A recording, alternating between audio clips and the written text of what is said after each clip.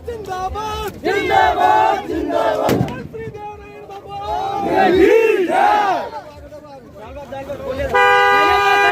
हमारा नेता कैसा हो? चलते रहो।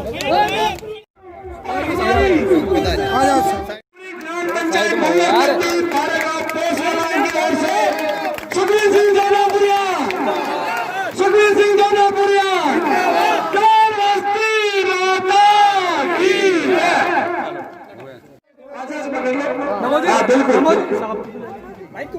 अरे साहब को लो, साहब को बढ़िया है दोनों से बहुत बहुत स्वागत करते हैं, अभिनंदन करते हैं।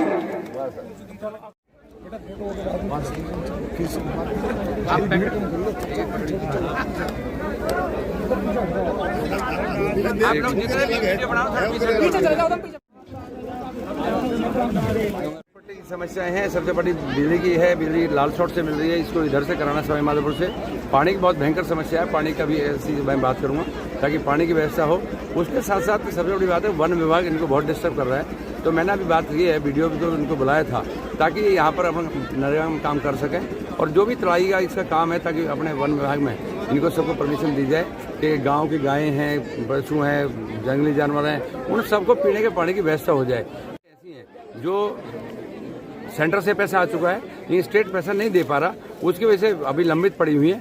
उन सब के बारे में बात की है, मैं जिले में चर्चा करूँगा बात की ताकि पीने का पानी भी हो जाए, सड़कें भी हो जाएं, बिजली की तार को जो है उसको मैं लाल शॉर्ट से बजाय इधर से जुड़वा दें माधोपुर से। तो ये सारी समस्या इन्होंने बात रखी है, सारे सरपंचों ने बात रखी है कि सारे सरपंच की बात है भाई हमारा नरेगा काम नहीं, करीब 5 करोड़ रुपए दिल्ली जिले में आ रहा है और 125 करोड़ रुपए टोटल प्रदेश में आ रहा है। तो मैं चाहूंगा कि मैं कोई भी ऐसा बेरोजगार ना बचे जिसको रोजगार ना मिला हो, तो इसके लिए सारी व्यवस्था की है, सारी जनसुनाई की है, सबकी बातचीत की थी। सर सब कृषि बिल, पहली बात तो ये कि सारे सरपंच में बात कर रहे थे तो मकर संक्रांति के कार्यक्रम हमने किया है। मकर संक्रांति के ऊपर हमने कहा कि जो हमारी रीति रिवाज है, हिंदू परिवारों में रीति रिवाज होती है कि हमारे बुजुर्गों को सम्मान करते हैं, बुजुर्गों को मनाते हैं, जो रूस जाते हैं उनको मनाते हैं। अब हालांकि मैं रूस रहा हूँ, ये मुझे जब मनाएंगे जब मैं बताऊंगा इनको। तो मैंने अभी सबको ये किया कि बुजुर्गों का एक सम्मान होता है, संक्रांति के त्यौहार के ऊपर सब हो जाए। तो आज मैंने सोचा था इन सबको सम्मानित किया है। जहाँ तक आपने बात की है कि कृषि बिल के ऊपर बात, मैं आपके माध्यम से एक बात कहना चाहता हूँ कि कृषि बिल जिस हिसाब से विधेयक पास हुए उनमें सबसे बड़ी बात है, पहले किसान आंदोलन में एक बात रखी गई कि जी एमएसपी की आप श्योरिटी दे दो। उसके बाद में उन्होंने दूसरी बात कही कि आप खरीद के बाद कैसे करोगे। उन्होंने तीसरी बात एक बात रखी कि ऐसा ना हो कि बड़े घरानों के लोग हमारी जमीन को ना हड़प। मैं आपके माध्यम से, वैसे हमारे कृषि मंत्री ने भी, माननीय प्रधानमंत्री ने भी एक एक चीज़ बड़ी स्पष्ट क्लियर कर दी है, लेकिन मैं आपके माध्यम से कहना चाहता हूँ कि देश के प्रधानमंत्री ने पहली बार स्वामीनाथन रिपोर्ट को लागू किया है और उसके बाद में एमएसपी रेट लागू किया है, नीम कोटेड यूरिया करके किसानों को एक बहुत बड़ा संबल दिया है।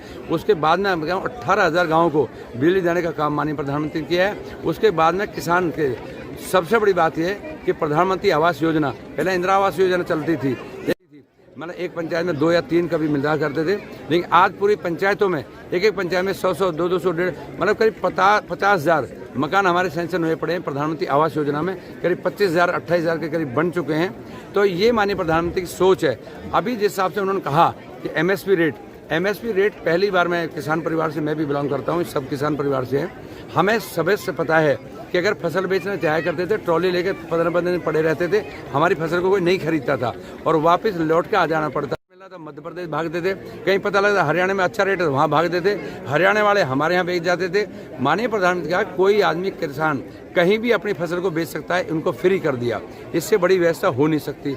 दूसरी बात वैसे ही कि मैंने आपको बताया, मैं टोंक और सवाई माधोपुर जिले की बात करूं, पहले कभी भी यहाँ पर बीमा का आदमी नहीं बैठता था जिले के अंदर में। आज जिले नहीं, ब्लॉक के अंदर तक भी बीमा का आदमी बैठा हुआ है और जब भी फसल खराबा होता है उसका तुरंत भी मुआवजा नहीं मिलता था, जो आज मिलना शुरू हुआ है। माननीय प्रधानमंत्री ने 50% की बजाय 33% कर दिया।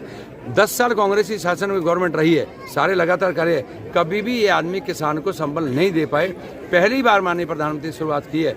आज एक बार बताओ, पूर्व के प्रधानमंत्री माननीय राजीव गांधी कहा करते थे कि हम यहाँ से 1 रुपये भेजा करते हैं और 1 रुपये जब हमारा चलता है यहाँ से 15 पास से किसान के पास पहुँचते हैं। आज देश का प्रधानमंत्री वहाँ से बटन क्लिक करता है और मेरे किसान खाते में 2-2 हज़ार रुपये तुरंत 2 मिनट था। हमने सारे किसानों को भाषण सुनवाया था। हमने कहा कितने खातों में आगे, दुनिया ने हाथ खड़े कर दिए। ये माननीय प्रधानमंत्री की सोच है और कोई इसी प्रकार की नहीं है।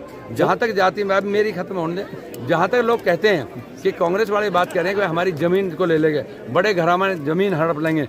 मैं सवाई माधोपुर का सांसद हूँ, मैं सवाई माधोपुर जिक्र कर दूं, यहाँ पर आज सबसे बड़ा रोजगार है और सबसे बड़ा कारोबार है तो अमरूद का है।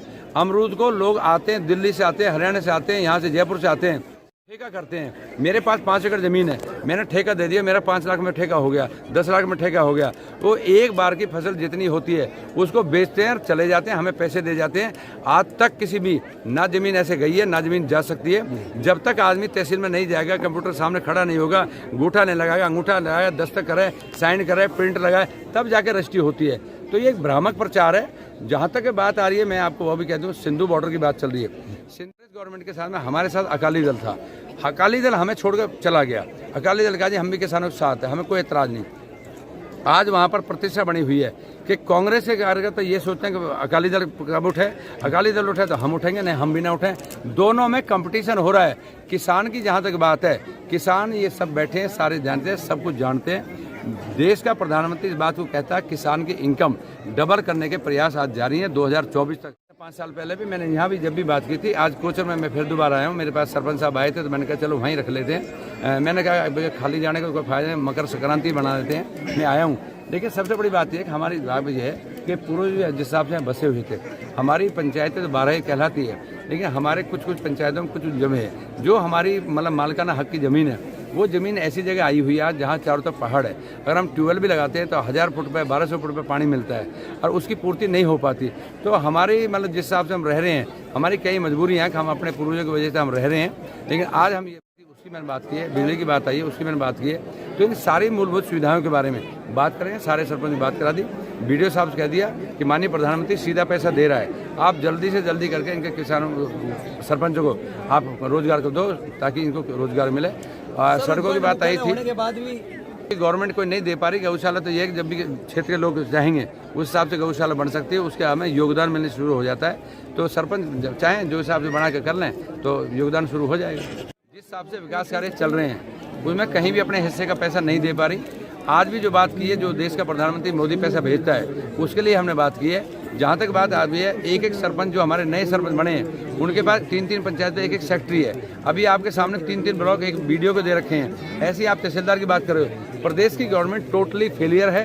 गवर्नमेंट किसी प्रकार का भी ना तो प्रशासन की पूर्ति कर पा रही है, ना अधिकारी लगा पा रही है और ना ही विकास के पैसे दे पा रही है। ये सबके सामने है।